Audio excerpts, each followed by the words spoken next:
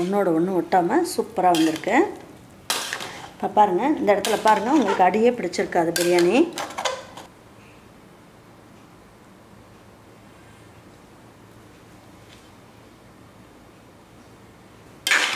இங்கே பாருங்கள், பிரியாணி வந்து சுத்தமாக வந்து அடியே பிடிக்கல பாருங்கள். இந்த பாத்திரத்தில் நான் சொன்ன மாதிரி செஞ்சிங்கன்னா அடி பிடிக்காமல் உங்களுக்கு சூப்பராக வரும். இந்த பிரியாணி வந்து சும்மா அட்டகாசமாக செஞ்சிடலாம், ரொம்ப டக்குன்னு செஞ்சிடலாம். எவ்வளோ வந்து பிரியாணி குவான்டிட்டி நிறைய செஞ்சாலும் சரி, இந்த 3 பொருள் இருந்தாலே போதும், நீங்கள் அருமையாக நீங்கள் வந்து மட்டன் பிரியாணி செஞ்சிடலாம். வாங்க, இது ஈஸியாகவும் நல்ல டேஸ்ட்டாகவும் எப்படி செய்யலாம் அப்படிங்கிறத வீடியோக்குள்ளே போய் பார்ப்போம். நம்ம ஈரோடு அம்மாச்சி மசாலா வகைகள் எல்லாமே ஃபர்ஸ்ட் குவாலிட்டி இன்க்ரீடியன்ட்ஸ் தான் பயன்படுத்துகிறோம்.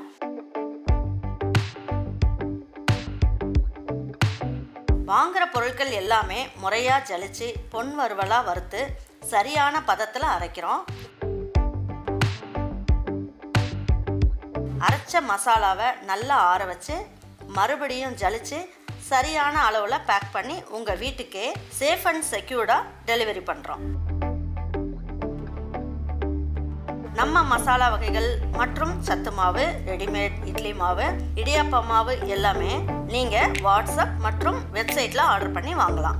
இதில் ரொம்ப முக்கியமான விஷயம், இது full and full pure homemade masala. நம்ம எல்லாருக்குமே ஆரோக்கியம் தானேங்க முக்கியம். பாருங்கள், இப்போ இந்த பிரியாணிக்கு நான் என்ன பண்ணியிருக்கேன், 1 கிலோ அளவுக்கு ஜீரக சம்பா அரிசி எடுத்திருக்கேன். இது வந்து இந்த கப்பில் 1 கப் அளவுக்கு எடுத்திருக்கேன்னு வச்சுக்கோங்களேன். தலை தட்டி 1 கப் அளவுக்கு எடுத்து அரை மணி நேரம் ஊற வச்சுருக்கேன். இதுக்கு நான் 1.25 கிலோ அளவுக்கு மட்டன் எடுத்திருக்கேன். மட்டன் வந்து ரொம்ப பெரிய பீஸெல்லாம் போடணுன்னு அவசியம் இல்லை, மீடியம் சைஸ் போட்டுட்டாலே போதும். இப்போ நான் இதுக்கு வந்து 1 கிலோ அளவுக்கு பிரியாணிக்கு நம்ம என்ன பண்ணலாம், ஒரு 200 கிராம் அளவுக்கு பூண்டு உரித்து வச்சுருக்கேன், அதை போட்டுக்கலாம். 175 கிராம் அளவுக்கு இஞ்சி எடுத்துக்கலாம். இப்போ பாருங்கள், இதுலேயே நான் வந்து 2 பச்சை மிளகாய் எடுத்திருக்கேன். இந்த 2 பச்சை மிளகாயும் இதில் சேர்த்துக்கலாம். இப்போது கொத்தமல்லியை வந்து இந்த மாதிரி கட் பண்ணி எடுத்து வச்சுருக்கேன். இதில் இந்த தண்டு பகுதியாக இருக்கிறத கொஞ்சமாக எடுத்துக்கலாம், பாதி வந்து நம்ம இந்த பிரியாணிக்கு வச்சுக்கலாம். பாருங்கள், இந்த அளவுக்கு நான் வந்து புதினா இலை எடுத்திருக்கேன். இதில் பாதி வந்து நம்ம அரைக்கிறதுக்கு போட்டுக்கலாம். இப்போ நான் எடுத்த அளவில் பாதி வந்து நம்ம அரைக்க போட்டுட்டு மீதி இருக்கிறத தாளிக்க போட்டுக்கலாம். ரொம்ப புதினா கொத்தமல்லி போடணும்னு அவசியம் கிடையாது. ரொம்ப போட்டிங்கனாலும் உங்களுக்கு வந்து ஒரு மாதிரி கசப்பு சுவை வந்துடும். அதனால் இந்த அளவுக்கு வந்து அரைக்கிறதுக்கு போட்டுக்கலாம்.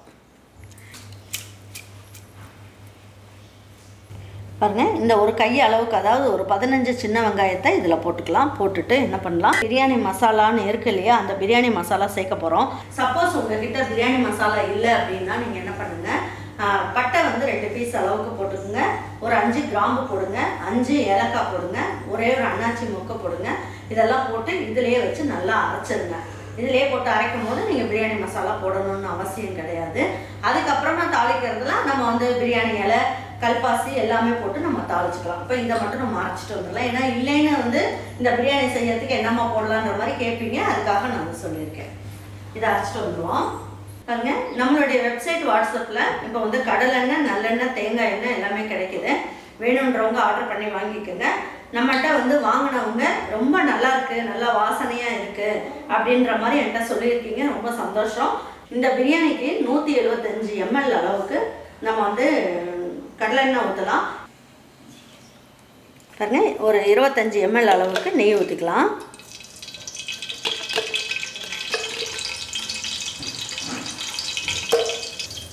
பாருங்க, நெய் எண்ணெய் ரெண்டுமே காஞ்சிருச்சு. இப்போ இதில் ஒரே ஒரு பிரியாணி இலையை 2ஆக உடச்சிட்டு நம்ம சேர்த்துக்குவோம்.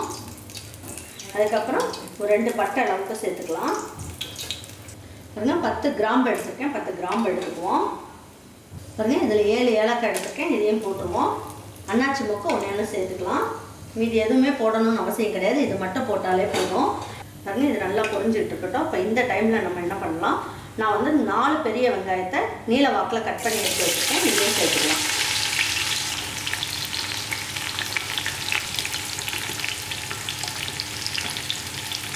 பிரியாணியில் வந்து வெங்காயம் வதங்கும் போது கொஞ்சமாக புதினா இலையும் போட்டுருங்க, கொஞ்சமாக கொத்தமல்லி இலையும் போட்டுக்கோங்க. இப்போ நல்ல மணம் கொடுக்கும்.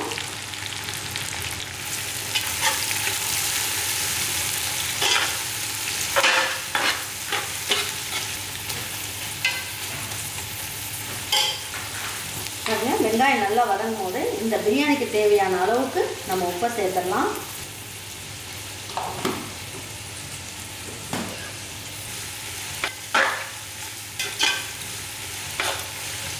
நல்லா வதங்கட்டும்.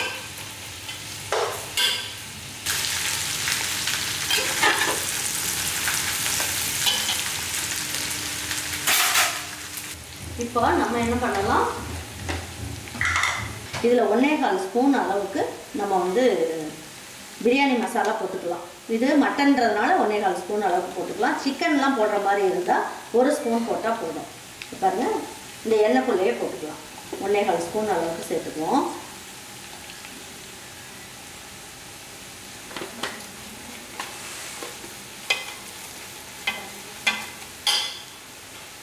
இப்போ காரத்துக்கு அப்படின்னு பார்த்தீங்கன்னா, இது நம்ம வீட்டு ரெட் சில்லி பவுடர், இதுவும் 1.25 ஸ்பூன் அளவுக்கு சேர்த்துக்கலாம்.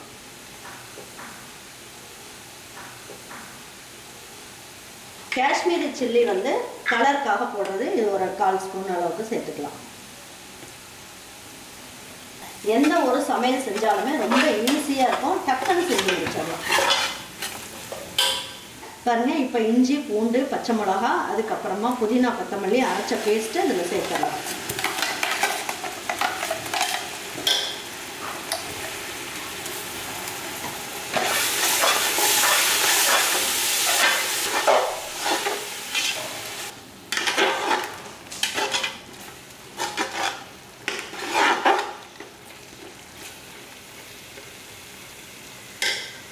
பாருங்க, இதில் 5 தக்காளி கட் பண்ணி வச்சுருக்கேன், இதையும் போட்டுக்கலாம். பெரிய தக்காளியாக இருக்கிறதுனால நான் 5 தக்காளி சேர்த்துருக்கேன்.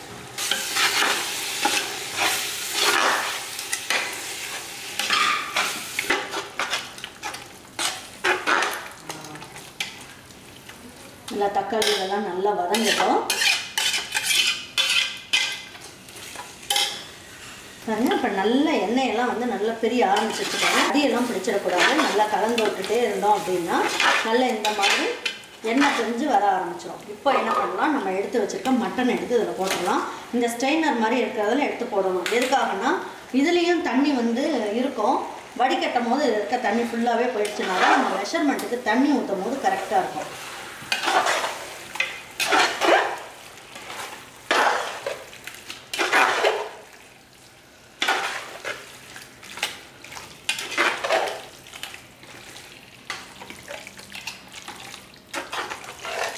இதை நல்லா வதக்கிடலாம். 2 நிமிஷம் நல்லா வதங்கட்டும்.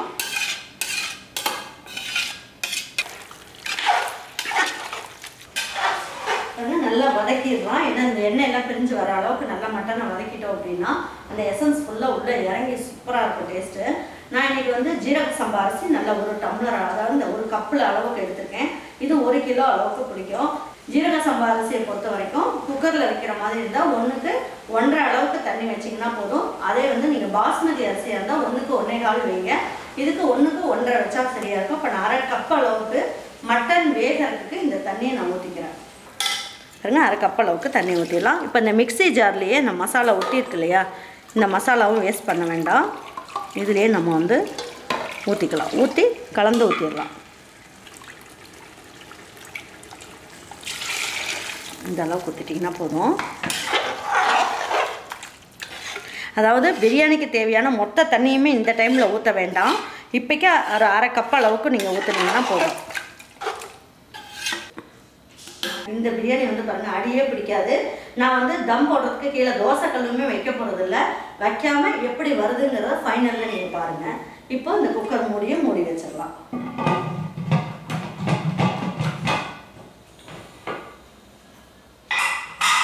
இது 2 விசில் வச்சா போதும். ஏன்னா இது எலாட்டு கறி அப்படிங்கிறதுனால 2 விசில் வச்சுட்டு நம்ம உடனே ஸ்டவ் ஆஃப் பண்ணிடலாம். அதுக்கப்புறம் எப்படி இருக்குன்றதை பார்ப்போம். இப்போ ஸ்டீம்லாம் போயிடுச்சு. இப்போ எடுத்து பார்க்கலாம்.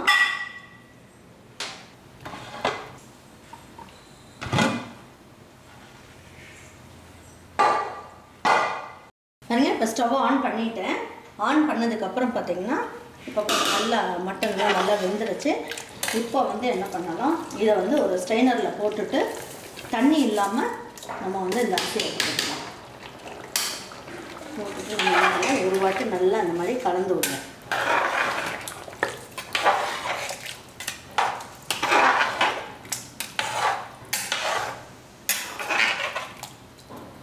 கலந்து விட்டுட்டு இதில் வந்து நம்ம 1 கப் அளவுக்கு அரிசி எடுத்தோம் அப்படின்னா நம்ம என்ன பண்ணலாம், இதில் 1.5 கப் அளவுக்கு தண்ணி, ஏற்கனவே 1/2 கப் அளவுக்கு தண்ணி ஊற்றியாச்சு.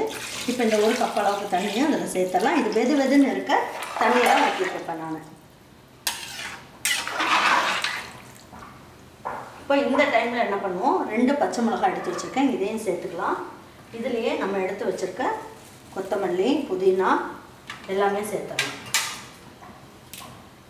இதுலேயே ஒரே ஒரு எலுமிச்சம்பழத்தை சாறு எடுத்து வச்சுருக்கேன், இதையும் சேர்த்துடலாம். பாருங்க, இப்போ அரிசியெல்லாம் போட்டோம் இல்லையா, இப்போ வந்து என்ன பண்ணலாம், பச்சை மிளகாய் இதெல்லாம் போட்டதுக்கப்புறம் சும்மா லேசாக கலந்து விடலாம். இப்போ இந்த தண்ணி வந்து நல்லா கொதிக்கணும், உலை கொதிக்கிற மாதிரி கொதிக்கணும். அந்த அளவு கொதிச்சதுக்கப்புறம் என்ன பண்ணலாங்கிறத நான் சொல்கிறேன்.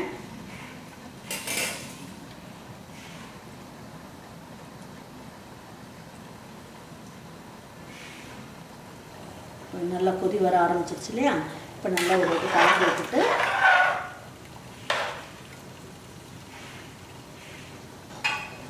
குக்கர் மூடியும் முடிவு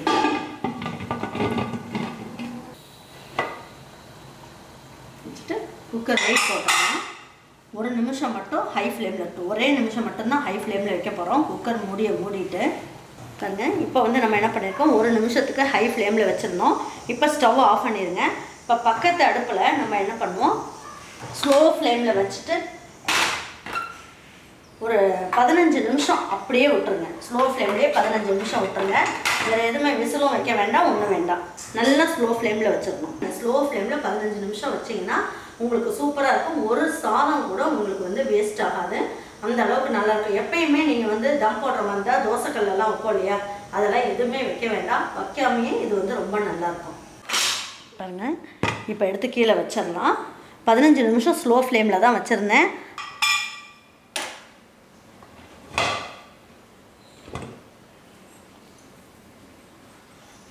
நெய் வந்து இந்த சட்னி கரண்டியில் ஒரு கரண்டி அளவுக்கு எடுத்து ஃபைனலாக இப்படி போட்டுட்டு கலந்து விடுவோம். எப்படி இருக்குன்னு பாருங்கள்.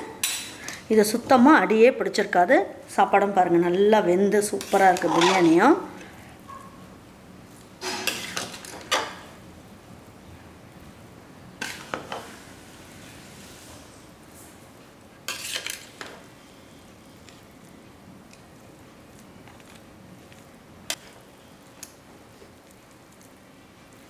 பாருங்கள், ஒன்றோட ஒன்று ஒட்டாமல் சூப்பராக வந்திருக்கு.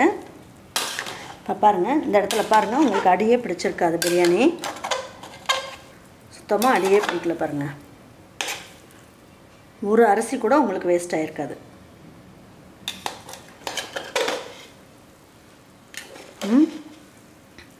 வாங்க இப்போ எடுத்து வச்சு பரிமாறிக்கலாம். அருமையான நல்ல ஒரு ஜீரக சம்பா அரிசியில் நல்ல ஒரு மட்டன் பிரியாணி ஜம்முன்னு ரெடி ஆகிடுச்சு.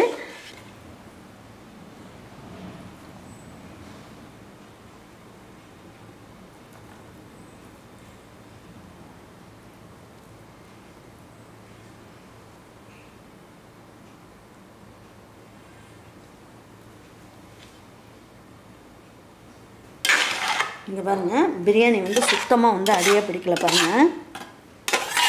இந்த பாத்திரத்தில் நான் சொன்ன மாதிரி செஞ்சிங்கன்னா அடி பிடிக்காமல் உங்களுக்கு சூப்பராக வரும். நான் சொன்ன மாதிரியே நீங்கள் வந்து மட்டனை மட்டும் விசில் எடுத்து வச்சுட்டு அதுக்கப்புறம் தண்ணி கொதித்த உடனே நம்ம வந்து குக்கர் மூடிட்டு நீங்கள் செஞ்சு பாருங்கள். எனக்கும் அருமையான பிரியாணி வந்திருக்குமா அப்படின்னு சொல்லிட்டு நீங்கள் வந்து இந்த கமெண்ட் பாக்ஸில் கண்டிப்பாக நீங்கள் போடுவீங்க. அந்த அளவுக்கு டேஸ்ட்டு வந்து நல்லா ஜம்முன்னு இருக்கும். நல்லா மசாலா எல்லாமே கரெக்டான அளவில் சூப்பராக இருக்குது. செஞ்சு பார்த்துட்டு உங்கள் வீட்டில் இருக்கவங்க எல்லாருக்குமே செஞ்சு கொடுத்துட்டு அவங்களுக்குலாம் பிடிச்சிருந்ததுன்னா லைக் பண்ணுங்கள், ஷேர் பண்ணுங்கள், சப்ஸ்கிரைப் பண்ணுங்கள், மறந்துடாமல் கமெண்ட்ஸ் பண்ணுங்கள். தேங்க்யூ ஃபார் வாட்சிங் ஈரோடு அம்மாச்சி சமையல். தேங்க்யூ.